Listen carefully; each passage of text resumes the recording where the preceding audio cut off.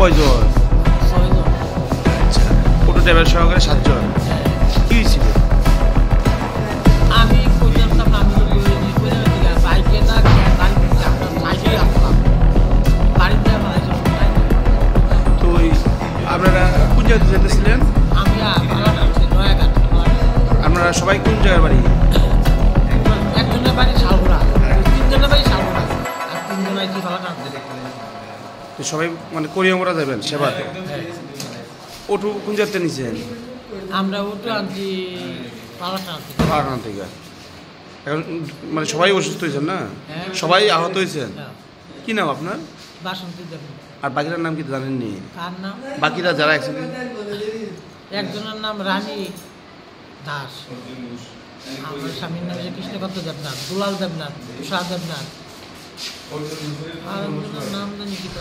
Total 6 জন। হ্যাঁ। আর দিদি তোমার নাম কি?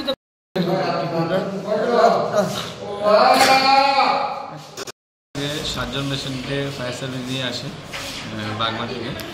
তো এখন সবাইকে প্রাথমিক যা দেওয়ার সব দেওয়া হয়েছে। এদের মধ্যে 2 জন একদম সিরিয়াস।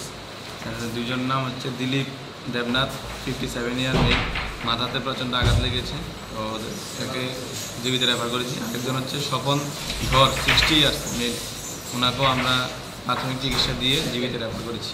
কীভাবে অ্যাক্সিডেন্ট হয়েছে কিছু বলা হয়েছে? অটো আর বাইকের ধাক্কায় কোন জায়গায় দাম হয়েছে স্যার? বাগমা হসপিটাল জমিতে হয়েছে। এখন 2 জনকে রেফার করা হয়েছে? 2 জনকে আপাতত রেফার করা হয়েছে। মোট 7 জন। মোট 7 জন, বয়স্ক 6 জন, ড্রাইভার।